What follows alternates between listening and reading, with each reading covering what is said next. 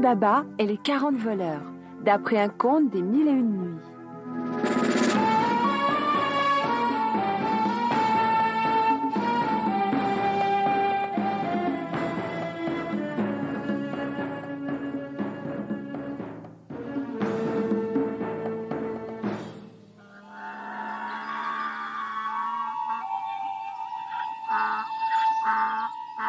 Ali Baba et Cassim étaient deux frères d'une famille modeste. Ali Baba vivait avec sa femme dans une toute petite maison. Il gagnait sa vie en taillant des bûches dans la forêt pour les vendre au marché. Cassim, lui, avait épousé l'héritière d'un très riche marchand. Il portait des costumes de soie brodés d'argent et il était fier de ses appartements luxueux. Il n'avait jamais songé à partager son immense fortune, ne serait-ce qu'avec son frère.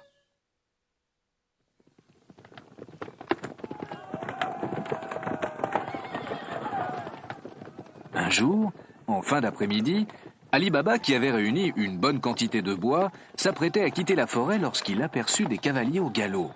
« Seraient-ce des bandits qui viennent par ici ?» se demanda-t-il. Il se cacha en haut d'un arbre. 40 hommes à méchante figure s'approchaient.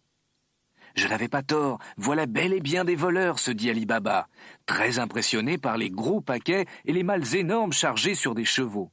De son arbre, Ali Baba pouvait tout voir et tout entendre.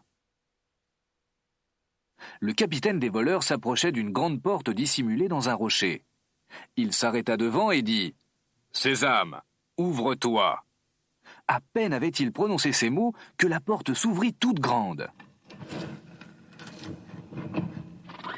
Les 39 autres cavaliers le suivirent à l'intérieur de la caverne et y cachèrent l'or, l'argent et les marchandises qu'ils avaient volées.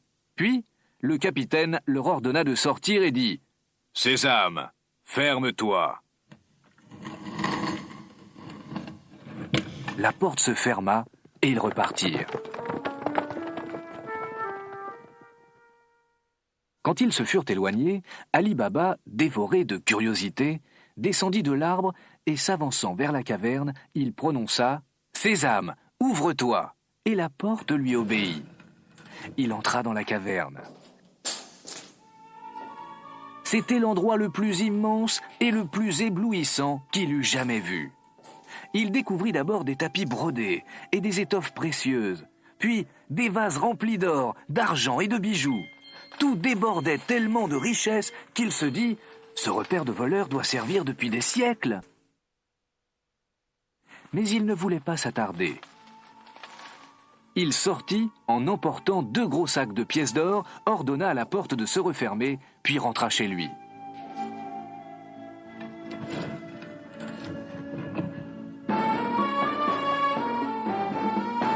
Il montra à sa femme sa fabuleuse découverte.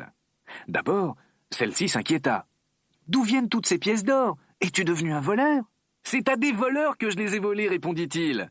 Et il lui raconta son aventure, en lui demandant de bien garder le secret. Rassurée, elle se demanda quelle quantité d'or il pouvait y avoir dans les sacs.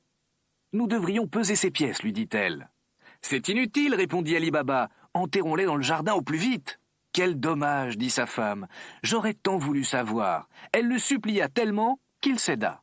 « Bien, lui dit-il, j'attendrai que tu aies pesé l'or pour l'enterrer. » Il fallait emprunter une balance. Elle se rendit chez Cassim, le frère d'Ali Baba, qui habitait à 2 pas. La femme de Cassim accepta tout de suite de lui prêter sa balance. Mais elle était très curieuse et se demandait quelle sorte de grain ce pauvre Ali Baba et sa femme voulaient peser. Pour satisfaire sa curiosité, elle déposa un peu de suif sous la balance, afin qu'1 ou 2 grains y restent collés. Puis elle confia la balance à la femme d'Ali Baba. Une fois l'or pesé, la balance fut rendue à la femme de Cassim. Celle-ci l'examina et vit qu'au lieu de grains, une pièce d'or était collée sous la balance. Elle courut voir son mari. « Cassim, lui dit-elle, tu ne devineras jamais quelle sorte de grain ton frère met en réserve en ce moment. Une drôle de sorte, en vérité. De l'or. Ton frère a tellement d'or qu'il ne compte plus ses pièces, il préfère les peser. » Cassim n'en croyait pas ses oreilles.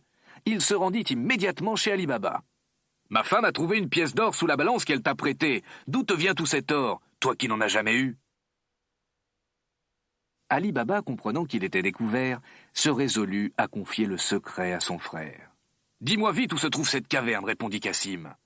Et Ali Baba lui en indiqua le chemin. Le lendemain, Cassim se leva avant le jour. Il traversa la forêt et arriva près de la caverne. Il prononça la formule magique que son frère lui avait donnée, puis entra. Ali Baba ne lui avait pas raconté à quel point sa découverte était prodigieuse. À la vue de tous ces trésors, Cassim se mit à courir en tous sens, à sauter et à rire tout seul.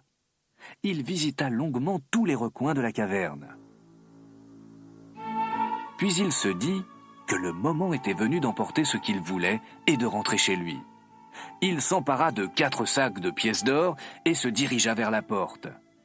Celle-ci, comme à l'accoutumée, s'était refermée derrière le visiteur, et il fallait à nouveau prononcer la phrase magique.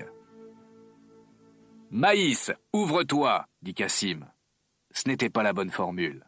Il avait du mal à se souvenir. Blé, ouvre-toi » La porte ne s'ouvrait toujours pas. « Orge, ouvre-toi » Toujours rien. Il énuméra ainsi plusieurs noms de céréales. Il essayait encore de se rappeler le bon mot quand il entendit approcher des cavaliers.